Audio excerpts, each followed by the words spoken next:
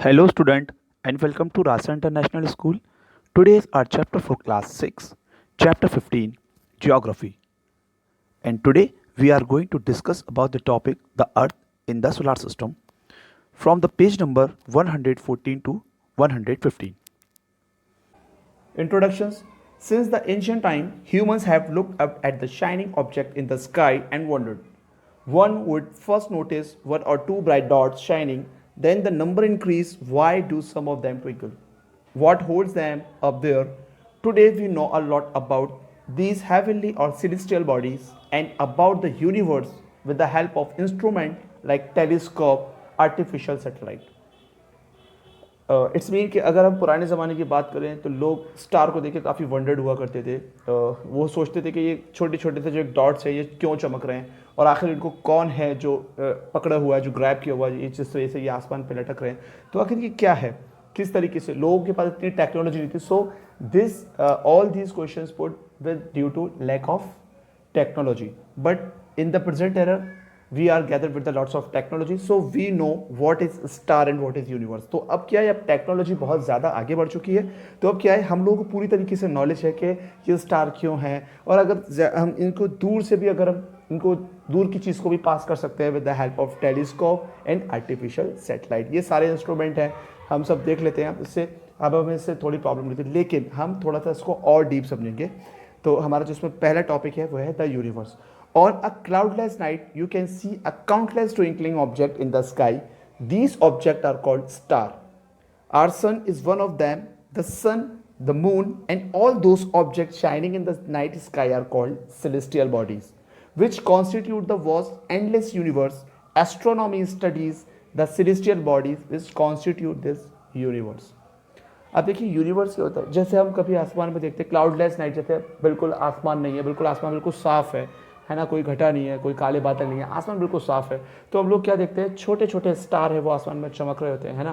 फिर our sun in one of them, एक तरीके से जो एक सन है वो भी स्टार है। जो रात को छोटे छोटे तारे जो चमकते हैं वो भी हमें दिखाई देते हैं। यानी सन भी एक खुद में एक छोटा सा, सन भी स्टार है जिसकी रोशनी हमें मिलती है, जो हमें लाइट प्रोवाइड करता है ना। लेकिन अगर मैं बात करूँ कि स्टार वो भी एक सन है ना। तो अब वो सन है तो हमें उनकी लाइट क्यों नहीं आती, हम why we do not feel the heat of star, है ना। तो इन सब क्वेश्चंस को हम नेक्स्ट टॉपिक पे क्लियर करेंगे।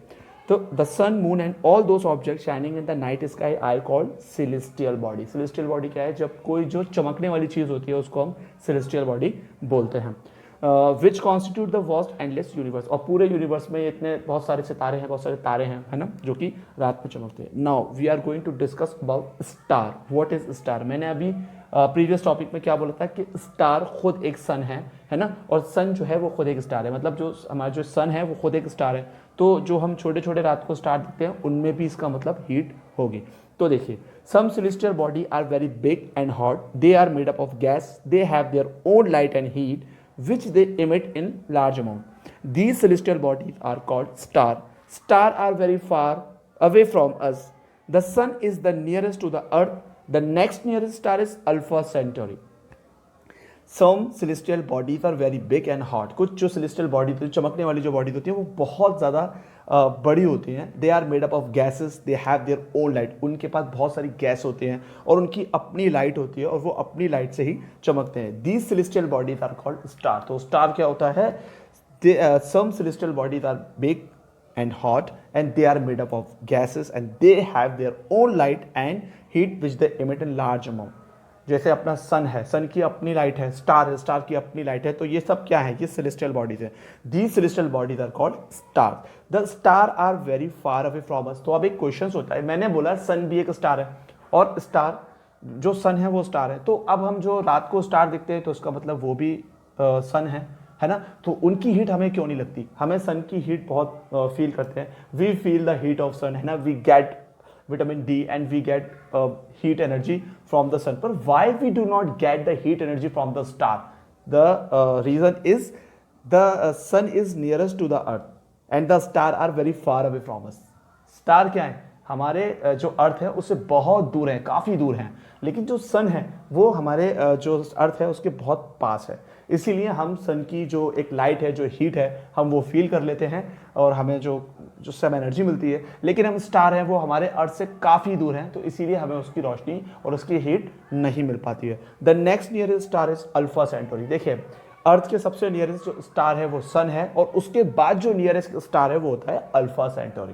ठीक है, so why we do not get a heat from the star, because the star are very far away from us, star हमसे काफी दूर है। Next is constellation. What the mean of constellation in Hindi? The constellation is known as nakshatra, जिसको हिंदी में नक्षत्र बोला जाता है। While the watching the night sky you can see the star in groups forming the certain shape. These are called the constellation. Ursa Majors is one such constellation. It's shaped like a bear. One of the most easily recognizable constellation is in the small bear and Saptarishi. It is a group of 7 stars that form a part of the large Ursa Major constellation. So now the question is, what is the meaning of constellation? Constellation mean nakshatra. देखिए the group of star is called constellation. When we look at the sky and the some particular group of star make a group, it's called constellation. So look at the picture. This is the constellation. When we look at the sky, so with the concept, after the seeing with the concentrate, we came to know that some particular group of star make a particular type of shape. These shape are known as constellation. जब हम आसमान के ऊपर देखते हैं, आसमान पे देखते हैं तो क्या होता है, कुछ एक अलग अलग ग्रुप में जो स्टार होते हैं वो एक बहुत ही डिफरेंट टाइप का शेप बना रहे होते हैं। इन शेप्स को जो हम बोलते हैं वो बोलते हैं कॉन्स्टेलेशन। और ये कॉन्स्टेलेशन जाना जाता है। In the ancient time the people used to determine direction during the night with the help of star. पुराने ज़माने में लोग क्या करते थे, इन तारों की मदद से लोग डायरेक्शन को फाइंड किया करते थे कि उनको किस डायरेक्शन पे जाना है और किस डायरेक्शन से, मतलब कहाँ गए थे और किस डायरेक्शन पे उनको जाना है। The North Star indicate the north direction. It is also known as pole star. It always remain in the same position in the sky. We can locate the position of pole star with the help of the Saptarishi. Some celestial body have no light of their own. They are lit by the light of star. Such bodies are called planet. The word planet comes from the Greek from a planetae, which means wanderers. But the planet do not wander just in any direction in the space. Each has its own fixed path, orbit and period of revolutions. The earth on which we live in also a planet.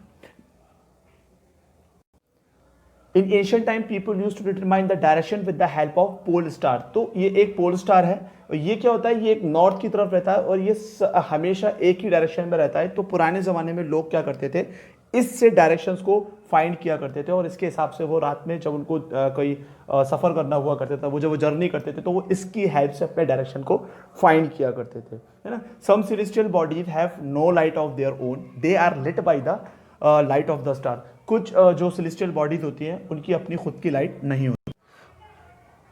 They are called planet, मतलब जो एक कुछ ऐसे planet होते हैं जिनकी अपनी light नहीं होती। They shine with the help of sun. जैसे फॉर एग्जांपल आप इस डायग्राम में देखिए, जैसे ये डायग्राम है, ये है सन, है ना। अब ये सन के चारों ओर ये जो एक प्लैनेट है ये क्या कर रहे हैं, ये एक तरीके से रिवॉल्व कर रहे हैं, इसके चारों ओर रिवॉल्व कर रहे हैं, चारों ओर घूम रहे हैं इसके, तो इसको बोलते हैं प्लैनेट। तो आप प्लैनेट के बारे में समझिए, planet revolve around the sun, all the planet revolve around the sun. ये देख रहे हैं आप, इसमें क्या होता है कि ये जितने भी प्लैनेट हैं, जैसे कि इसमें ये है मर्क्यूरी, वीनस, अर्थ, मार्स, ये सब सन के चारों ओर चक्कर लगाते हैं, गोल गोल घूमते हैं पूरे साल। तो इससे क्या होता है, इससे सर्दी मतलब the revolution causes changing season is the causes of revolution. So हम लोग क्या करते हैं, जब ये पूरे एक प्लैनेट चारों तरफ सूरज के घूमते रहते हैं, तो क्या होता है, इससे हमें सीजन चेंजिंग पे मिलता है। तो planet do not have their own light, moon also do not have their own light, है ना। They shine with the help of sun. ये सब सन के रिफ्लेक्ट से चमकते हैं। अब जैसे हम बात करते हैं इसमें मून की, the moon that we see in sky is a satellite, it is a companion of earth and move around it. तो अभी मैंने आपको क्या बताया, the planet that move around the sun, planet move around the sun and the moon that revolve around the planet. मतलब जो जितने भी प्लैनेट है, जैसे हमारा अर्थ है, ये सन के चारों ओर चक्कर लगाएगा, और अर्थ के जो चक्कर लगाएगा वो मून है। तो moon is a natural satellite of earth. Now galaxy, we are going to know about the galaxy. We are able to see only a few thousand stars with the naked eyes, but there are a million of stars in the universe. They occur in groups. Millions of stars together form a group called a galaxy. They are millions of galaxy in the universe. अगर हम मतलब हम sky में देखते हैं, आसमान में देखते हैं, तो हमें कुछ ही तारे नज़र आते हैं जो अपनी खुली आंखों से देख लेते हैं. पर अगर मैं बात करूं कि यहाँ पर लाखों ऐसे तारे हैं यूनिवर्स में, और फिर और लाखों ऐसे तारे हैं वो पूरी गैलेक्सी में आ जाते हैं. तो इस तरीके से क्या है, ये एक जो गैलेक्सी है ये बहुत बड़ी है, इसमें तारे हैं, फिर और हैं, फिर और हैं, ऐसे बढ़ते चले गया. तो scientist give a different name to them. Our sun belongs to galaxy are called Milky Way, आकाशगंगा. Our Milky Way and the nearby and Andromeda galaxies are the spiral in shape. मतलब जो हमारी अर्थ है, जो जिसमें हम रहते हैं, हम कहाँ रहते हैं, हम मिल्की वे, हम गैलेक्सी में रहते हैं, आकाशगंगा रहता है. मतलब इसका एक बहुत बड़ा एक इसका जो क्राइटेरिया है वो बहुत बड़ा है. ठीक है. Now we are going to discuss about the topic solar system. What is solar system? Solar system is the name given to the collections of heavenly body that circle around the sun. The 8 planet, satellite, millions of asteroid, meteoroids and countless comet make up the solar system. We can think of the solar system as the family of the sun. The sun is the center of the solar system. So what is the meaning of solar system? When the name of given to collections of heavenly body that revolve around the sun is called solar system. मतलब जो हमारे solar, यानी solar मतलब सूरज के चारों ओर जो भी एक प्लैनेट जो है वो रिवॉल्व कर रहे हैं, जो चक्कर लगा रहे हैं, उन सबको हम बोलते हैं सोलार सिस्टम. अब सोलार सिस्टम होता क्या है? Look at the picture of solar system. This is solar system. ये है सन. अब ये सन के चारों ओर ये क्या कर रहे हैं, ये सारे जो प्लैनेट है ये चक्कर लगा रहे हैं. तो this is also a part of solar system. This all the heavenly bodies make them as solar system. ये जितनी भी हेवनली बॉडी है मिलकर क्या बन रहा है, सोलार सिस्टम है. जैसे अर्थ है, अर्थ सन के चारों ओर चक्कर लगा रही है, earth revolve around the sun, and moon revolve around the earth. The planet earth revolve around the sun and the moon revolve around the earth. So moon is the natural satellite of earth. So what is solar system? The heavenly bodies that move around the sun is called solar system. Like 8 planet and satellites and millions of asteroid and meteoroids, और बहुत सारे ऐसे millions, मतलब asteroid मतलब जो एक बड़े बड़े पत्थर हैं वो भी अंतरिक्ष में उड़ रहे हैं, मतलब स्पेस में उड़ रहे हैं. तो ये सब क्या है, ये सब मिलके सूरज के चारों ओर चक्कर लगा रहे हैं, that revolve around the sun. It is called the solar system. I hope you like this video. We will upload some more topics of this chapter. Till then, stay safe and goodbye.